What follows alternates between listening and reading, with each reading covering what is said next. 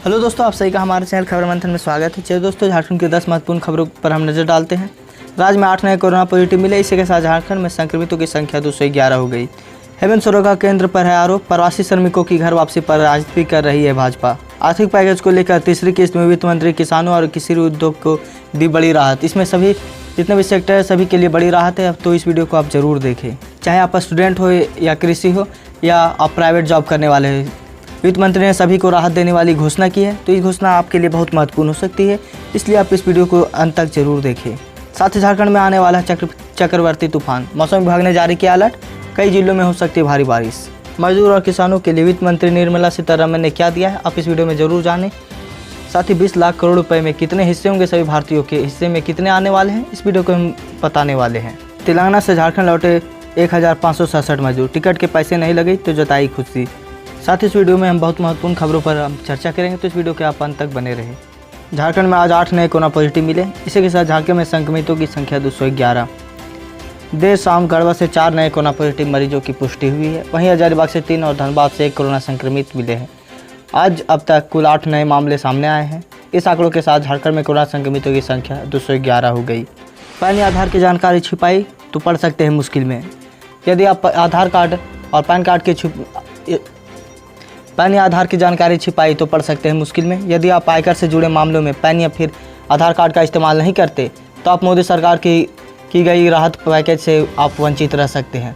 यदि आप नौकरी पेशा या कारोबारी है तो आपके लिए इन दोनों में इस्तेमाल करना बहुत ज़रूरी है। अंततः आपको TDS यानी स्रोत पर टैक्स की कटौती पर TCS यानी स्रोत पर टैक्स कलेक्शन की दरों से 25% कटौती का लाभ वंचित रह सकते हैं और इससे आपको कोई भी राहत पैकेज का फ़ायदा नहीं मिलेगा। दोस्तों, आर्थिक पैकेज की तीसरी किस्त वित्त मंत्री ने किसानों और कृषि उद्योग की राहत देने के लिए बड़ी घोषणा की है। साथ ही सभी विद्यार्थी और जो भी नौकरी पेशा के लोग हैं उन्हें भी बहुत राहत मिलेगी, तो इस वीडियो में हम आपको बताने वाले हैं।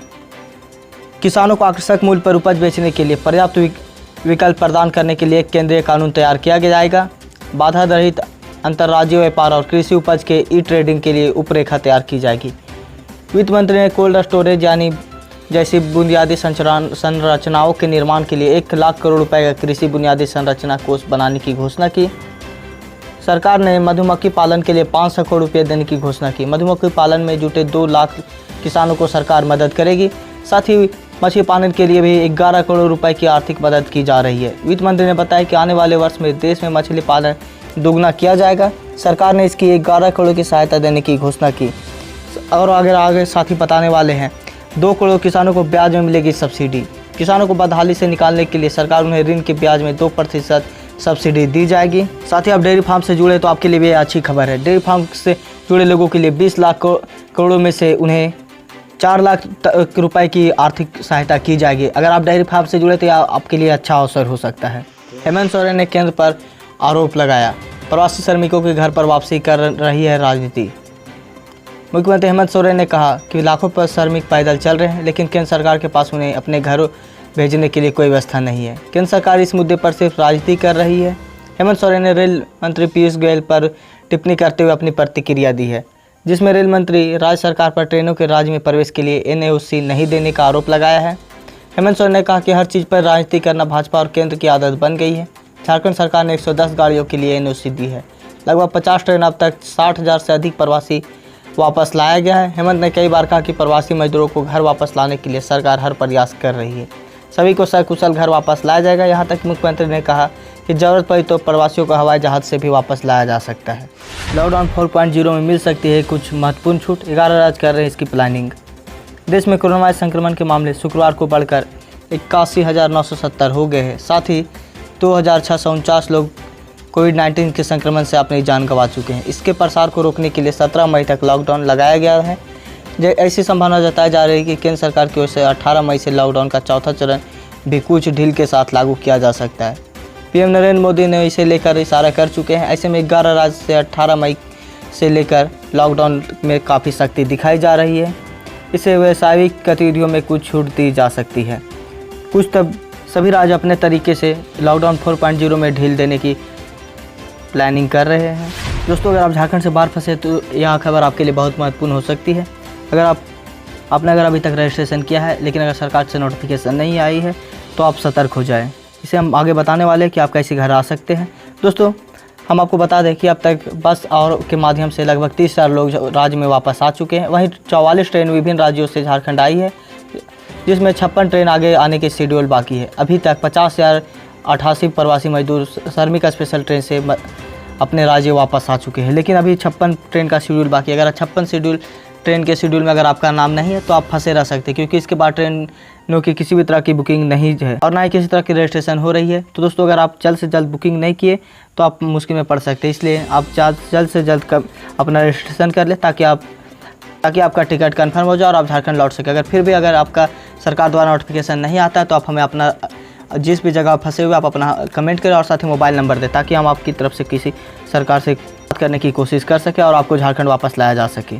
आगे सिर्फ 56 ट्रेन चलेंगी, उसके बाद कोई भी ट्रेन चलने की अभी तक कोई भी खबर नहीं आ रही है। तो दोस्तों, हम आपको अब बता दें कि जितने भी लोग प्रदेश वापस आ रहे हैं सभी की ट्रेन टिकट फ्री है। फिर भी अगर राज्य सरकार आपसे पैसे लेती है तो आप हमें कमेंट करें। तेलंगाना के घाट से कार से 1567 श्रमिकों को लेकर विशेष ट्रेन शुक्रवार सुबह 5 बजे स्टेशन पहुंची। इनमें से अधिकांश श्रमिक गोड्डा कोडरमा देवघर जिला के थे। ट्रेन के स्टेशन पहुंचते ही मजदूरों को आरपीएफ और जिला पुलिस की मदद से सोशल डिस्टेंसिंग का पालन कराते हुए प्लेटफॉर्म से उतारा गया। सभी एक एक कर थर्मल जांच के बाद बसों में गृह जिला के लिए रवाना किया गया। प्लेटफॉर्म से लेकर बस में बैठने का सोशल डिस्टेंसिंग का पूरा ध्यान रखा गया। सभी श्रमिकों को जिला प्रशासन की ओर से खाने के पैकेट और पानी की बोतल भी दिए गए। पिछले 50 दिन से घर लौटने के लिए परेशान रहे मजदूर और कामगारों को प्लेटफॉर्म पर पहुंचते इनकी खुशी का ठिकाना नहीं रहा। इनके चेहरे पर सुकून और प्रदेश लौटने का संतोष साफ लग रहा था। साथ ही इन्होंने हेमंत सरकार को बधाई दी। दोस्तों, प्रवासी मजदूरों के लिए बहुत बड़ी खुशखबरी है। जी हाँ दोस्तों, प्रवासी श्रमिकों को विमान से लाया जाएगा। गृह मंत्रालय से मांगी इसकी अनुमति। झारखंड के मुख्यमंत्री हेमंत सोरेन ने शुक्रवार को कहा कि दूसरे राज्य में फंसे श्रमिकों को लाने के लिए राज्य सरकार पूरी तरह से प्रतिबद्ध है और इसके लिए विमानों का भी इस्तेमाल किया जाएगा।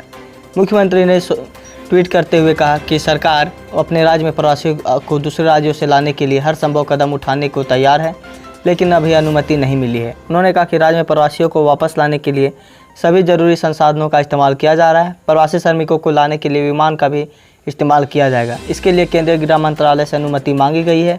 उन्होंने कहा कि विशेष रेलगाड़ी और बसों से प्रवासी श्रमिक, विद्यार्थियों और अन्य लोगों को वापस लाने का सिलसिला जारी लगा है और प्रक्रिया अब तक चलेगी जब तक प्रवासी श्रमिक सुरक्षित घर नहीं आ जा सकते। हेमंत सोरेन ने साथ ही कहा कि जब तक झारखंड में एक भी मजदूर झारखंड से बाहर फंसे हुए तब तक वे चैन से नहीं बैठेंगे। दोस्तों, यह आपके लिए एक अच्छा मौका है और साथ ही आगे 56 ट्रेन और भी चलेंगी, लेकिन अगर आपने अभी तक रजिस्ट्रेशन नहीं कराया है तो आप शायद झारखंड वापस नहीं आ सकते। इसलिए मैं बार बार बोल रहा हूँ कि आप अपना एड्रेस कमेंट करें और हो सके तो आप जल्द से जल्द रजिस्ट्रेशन करें। फिर भी नहीं हो पाता और सरकार से कोई नोटिफिकेशन नहीं आता है तो आप अपना कमेंट करें जिस जगह फंसे हुए और मोबाइल नंबर, हम हो सके हम आपकी मदद कर सकेंगे। जब तक आपकी कोई भी इन्फॉर्मेशन हेमंत सरकार तक नहीं पहुंचती आप वापस झारखंड नहीं आ सकते। इसलिए जल्द से जल्द ज़्यादा से ज़्यादा कमेंट करें और साथ ही रजिस्ट्रेशन कर लिए हैं तो अच्छी बात है। करने के बाद अगर नोटिफिकेशन नहीं आया तो आप हमें कमेंट करें।